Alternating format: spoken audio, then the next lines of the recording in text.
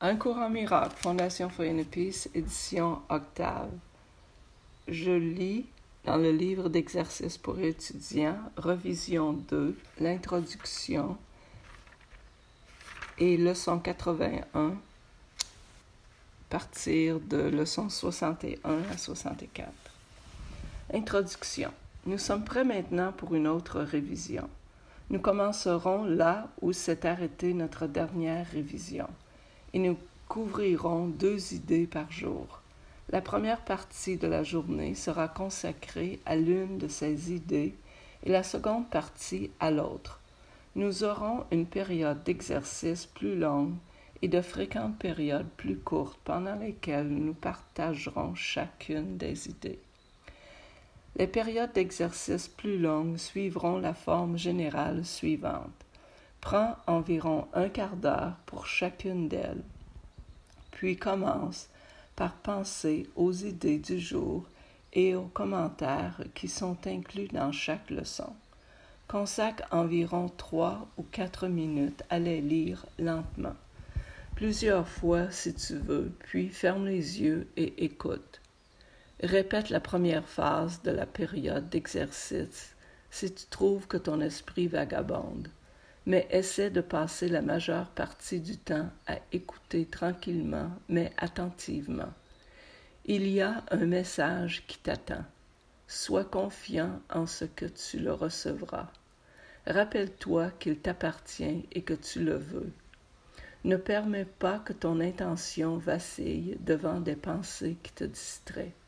Rends-toi compte que, quelque forme que puissent prendre de telles pensées, elles n'ont pas de signification et pas de pouvoir. Remplace-les par ta détermination à réussir. N'oublie pas que ta volonté a plein de pouvoir sur tous les fantasmes et tous les rêves. Compte sur elle pour t'aider à les traverser et te transformer au-delà de tous. Considère ces périodes d'exercice comme des consécrations à la voie, la vérité et la vie. Refuse de te laisser dévier vers des détours, illusions et pensées de mort. Tu es voué au salut. Sois déterminé chaque jour à ne pas laisser ta fonction inaccomplie. Réaffirme aussi ta détermination pendant les périodes d'exercice plus courtes, en utilisant la forme originale de l'idée pour les applications générales et des formes plus concrètes aux besoins. Les commentaires qui suivent l'énoncé des idées comprennent quelques formes concrètes. Ce ne sont toutefois que des suggestions. Ce ne sont pas les mots particuliers que tu utilises qui importent. Voilà, leçon 81. Les idées à reviser aujourd'hui sont les suivantes. Je suis la lumière du monde. Comme je suis saint, moi, à qui la fonction d'éclairer le monde a été donnée, que je sois calme devant ma sainteté, dans sa douce lumière, que tous mes conflits disparaissent, dans sa paix, que je me souvienne de qui je suis. Voici quelques formes concrètes pour appliquer l'idée quand des difficultés particulières semblent se présenter. Que je n'obscurcis pas la lumière du monde en moi, que l'use la lumière du monde à travers cette apparence. Cette ombre s'évanouira devant la lumière.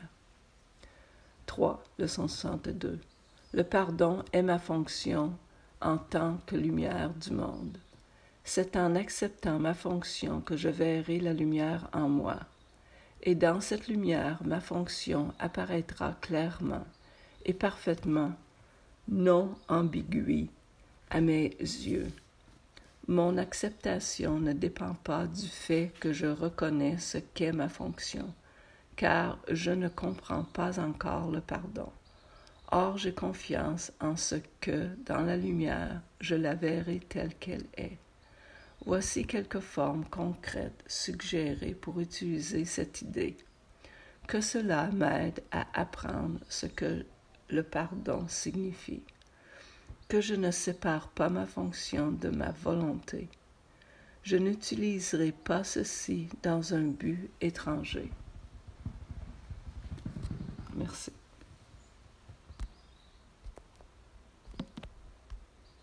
Really? Juste 2 leçons. 4 leçons. Non. OK.